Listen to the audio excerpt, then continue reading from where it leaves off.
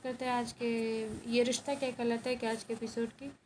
तो चलिए जानते हैं आज के एपिसोड की शुरुआत कहाँ से होती है।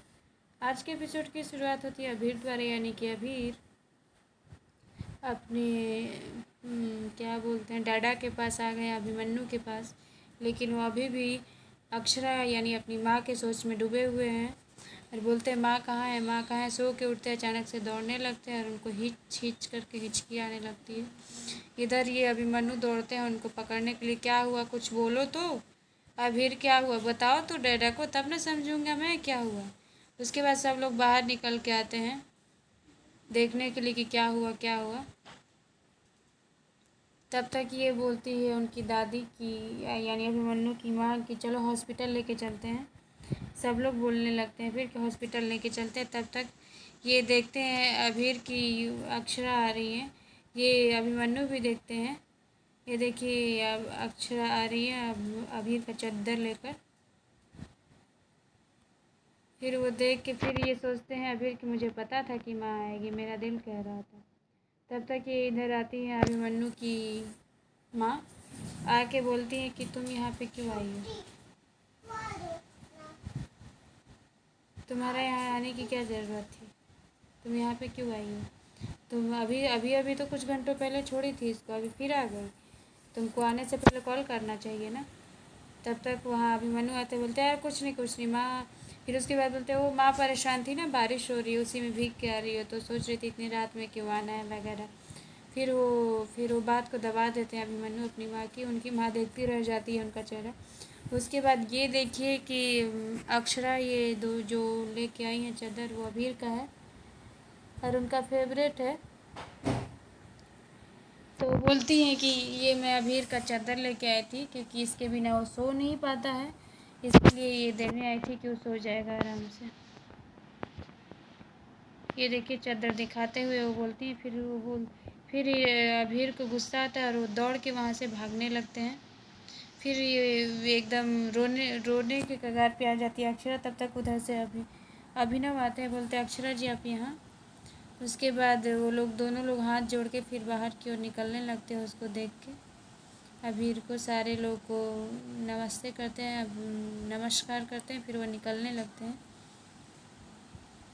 ये देखिए फिर निकलते निकलते अपने गाड़ी में बैठने से पहले वो देखते हैं कि अभीर कहाँ भाग रहे कहाँ है। तब तक अक्षरा रोने लगती है अचानक से। फिर अभिनव के आँख में भी आंसू आ जाता है। फिर वो दोनों एक दूसरे को संभालते हुए जाने लगते हैं। ये देखिए तब तक इधर अभीर आके अपने कमरे में सोचते हैं कि माँ कितनी सहन शक्ति वाली है ना, पर मैं माँ को छोड़ के कैसे रहूँगा, मुझे नहीं, मेरे बिना वो भी नहीं रह पाएगी। इधर ये अभिमन्यु उनको देखते हैं और ये देखिए सारे लोग खड़े रहते हैं इधर अभी अक्षरा के मायके में। फिर ये अक्षरा वो सब ऐसे देखते हैं कि कहाँ गई है, तो आके बोलते हैं कि सॉरी पापा, बड़े पापा मैं गई थी अभीर के पास। तो वो कहते हैं कि तुझे कुछ बताने की ज़रूरत नहीं है अक्षरा कि तुम कहाँ गई थी और किस लिए गई थी। तो बोलते हैं कि मैं गई थी, मैंने कोई गलती किया क्या जाके अभीर के पास, मुझे इस वक्त नहीं जाना चाहिए था। तब तक वो बोलते नहीं नहीं ऐसा कुछ नहीं है। फिर अपनी बड़ी माँ से भी पूछती हैं मैंने कोई गलती किया, तो बोलती है नहीं तू एक माँ है, तो माँ के लिए कोई वक्त कोई कुछ भी चीज़ मायने नहीं रखता है, तो कभी भी जा सकती है। उसके बाद इधर अभिमन्यु की माँ आती हैं और बोलती है कि ये वे चादर तुमको नहीं देना चाहिए। तो फिर वो बोलते हैं कि माँ मैं कैसे नहीं दूँ, उसके बिना वो टूट जाएगा, यदि कोई उसकी अभी अभी छोड़ के तो आया है, उसके लिए सब ताज़ा खबर है, तो उसके पास कुछ तो रहना चाहिए ना। तो वो बोलती हैं कि अभिमन्यु की मम्मी की कुछ देने से ना पुरानी चीज़ें वो कभी भी भूल नहीं पाएगा, तो आगे नहीं बढ़ पाएगा, बाकी तुमको जो करना है करो। फिर वो ये बोल के चली जाती हैं। देखिए ये बोल रही हैं कि पुरानी चीज़ें देने से नया वो चीज़ों में ढल नहीं पाएगा, तो तेरे को जो करना है आगे कर, मैं जा रही हूँ। उसके बाद उनके जाने के बाद ये बोलते हैं अभिमन्यु की माँ का भी बात सच था, लेकिन मैं क्या करूँ, इनको कन्फ्यूजन होती है। तब तक ये आती हैं उनकी बहन। तो ये बोलती हैं अक्षरा की बहन आती है अभिमन्यु की पत्नी। तो आती है बोलती है कि तुम कन्फ्यूज़न में हो माँ की बात से। मुझे तो लगे तो कि तुम अभीर को ज़्यादा प्यार करते हो, लेकिन मुझे तसल्ली हुई ये जान कर के अभीर से जुड़ी हर चीज़ तुम वो कर सकते हो कि सही क्या है गलत क्या है। तुम कन्फ्यूजन में हो तो तुम्हारी कन्फ्यूजन दूर दूर कर दूँ कि उसके पास बस यही एक है, और अभी वो अपनी माँ से अलग होके आया है, तो इतनी जल्दी वो इस चीज़ में ढल नहीं पाएगा। तो तुमने अपनी माँ को जो बोला वो अच्छा बोला कि कुछ दिनों के लिए पुरानी चीज़ें याद आती है तो वो चीज़ें अपने पास रखनी चाहिए। मुझे तुम्हारा ये चीज़ अच्छा लगा सुनकर। उसके बाद ये इधर तकिया लेती हैं। अक्षरा तो बोलती है ये कैसा तकिया है, मोटा सा है, हटाओ इसको, मुझे नहीं चाहिए। मतलब वो क्योंकि जानते हैं आपकी उनकी हालत ख़राब रहती है। अभी अभी क्योंकि चला गया है उसकी माँ, एक माँ से उसका बेटा छिन जाता है तो कैसा लगता है ये तो आप जानते ही होंगे बखूबी। उसके बाद अभिनव भी बोलते हैं कि अक्षरा जी आपका अभी जो हाल है ना, मैं भी एक पिता हूँ तो मेरा भी वही हाल है। उनको समझाने की कोशिश करते हैं। तब तक ये देखिए अभीर इधर सोए रहते हैं। अभिमन्यु उनको देख करके फिर उठ करके जाते हैं। तब तक जब ही वो जाते हैं दरवाज़ा बंद करके तभी इनका आँख खुलता है अभीर का। फिर उनको अपनी माँ की याद आती है। फिर एक गाना बजता है, यूँ तुम समझाता नहीं पर तेरी परवाह करता हूँ मैं माँ, ऐसा ट्यूनिंग बजता है म्यूज़िक का। और ये देखिए अभीर जो है उनको नींद नहीं आती तो 2 ठो तकिया लेकर के आते हैं वो, और दोनों तकिया साइड में, ये देखिए दोनों तकिया का एक तकिया को एक साइड में, एक तकिया को एक साइड में रखते हैं, यानी कि अपने पापा और माँ समझ करके।